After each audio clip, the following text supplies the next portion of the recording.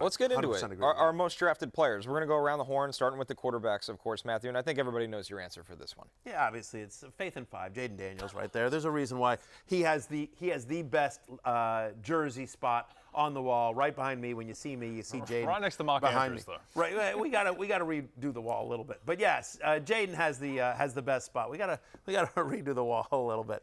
I like that Anthony Richardson's next to Matthew Barry on the wall. That's fitting. Both of us have accuracy issues. To be honest with you. Anyway, but Jayden Daniels. I mean, what do I need to tell you? But he played 15 full games last year. He averaged over 23 fantasy points per game. He broke the record for most rushing yards by a rookie quarterback.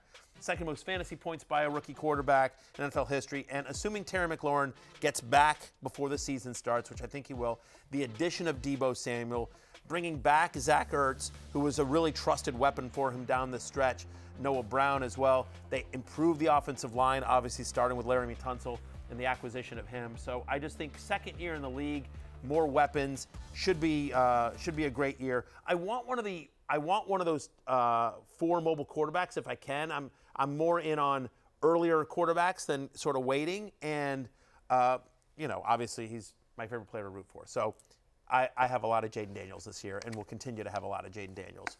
He was a member of the league-winning Live at Noon on the Cock, the back-to-back champions of our league, in case you weren't aware. Live at Noon on the.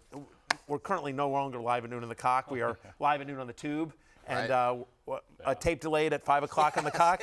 So I may. And what's the name going to be then? I don't know. We got some workshopping to do. I do have some workshopping to do. Back-to-back champion, much like the 09-010 Lakers, where they won back-to-back titles, but it wasn't an all-time great team or anything. And then they got swept by the Mavericks in 11. So that's coming this year. We'll see. Hopefully somebody challenges me. Yeah. Right. We've played 4 fantasy leagues between football and basketball, everything like that, and it's literally like me and backup producer Pete are the only 2 people that have won a title. That's true.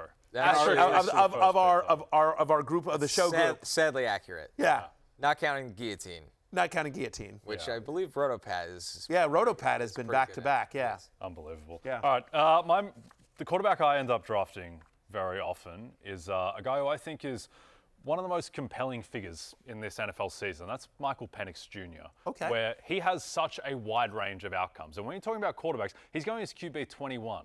And I think he has the upside to be a top 10 quarterback. Sure. And I would just rather have him and his upside, which comes from playing in a dome, playing a very easy schedule, having a great O-line, having a legit wide receiver 1 in Drake London, having the guy who I think may be the best running back in football this year, Bijan Robinson. Mm-hmm. He is so surrounded in terms of elite context where if he's just good and if he hits like an 80th percentile outcome, and he is a guy who is prone to high variance with just his profile where he chucks it deep. He throws it deep. He's not dink and dunk. He's going to launch it down the field. We saw that in his 3 starts last year. And so I just think that there are a huge range of outcomes for Michael Penix, and I'd just rather go to war with that than like Dak Prescott or Geno Smith or guys who are higher floor, but we know that they don't have an elite. Well, Dak is a couple of years ago, Dak was elite, but I'd rather trust in the upside of Penix. Well, by the way, and like where he's going in drafts, he's going so late, right? That like it doesn't kill you if it doesn't work out, right? And so, and when you're waiting on a quarterback like that, it allows you to stock your roster even deeper, and so that if Penix doesn't work out, then you go to waiver wire and you try to find somebody else. He's been a best ball favorite of mine because you'll just get those 3 or 4 touchdown weeks out of nowhere because he's a 3-point shooter. That's what you like. Another guy in that mold for me. For whatever it's worth, by the way, I have him 3 spots ahead of consensus. Right.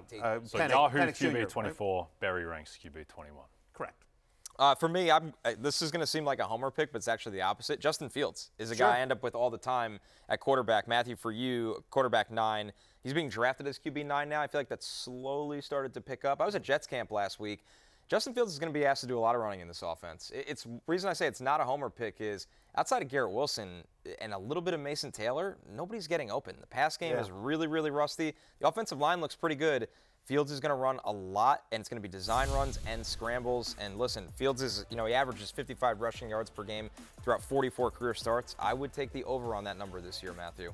Last year in Pittsburgh, he was a top 8 fantasy quarterback on a points per game basis. He produced massive numbers in Chicago when he wasn't surrounded by much. And now in New York, he has a head coach and a contract that says, you're our guy. in Pittsburgh, it was just like, oh, keep the seat warm for Russell Wilson, or hey, we don't know if it's going to be you. Chicago, we're not sure if we're keeping you or not. Chicago was kind of a disaster. Head coach that might have been on the way out, blah, blah, blah.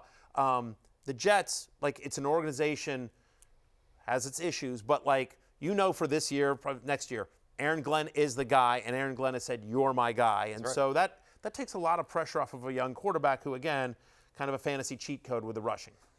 Hey, it's Matthew Berry from NBCSports.com and RotoWorld.com, and I want to thank you so much for watching whatever it is you just watched, or if nothing else, being too lazy to click out of the autoplay after this video started, after whatever it is you actually wanted to watch finished. But now that you're here, I'd like to take a moment here to ask you respectfully now, okay? I'm asking you respectfully to subscribe to the NFL on NBC YouTube channel. You'll get the latest RotoWorld fantasy news headlines, all sorts of great shows, including my own Fantasy Football Happy Hour. So go subscribe now. Again, I'm asking respectfully.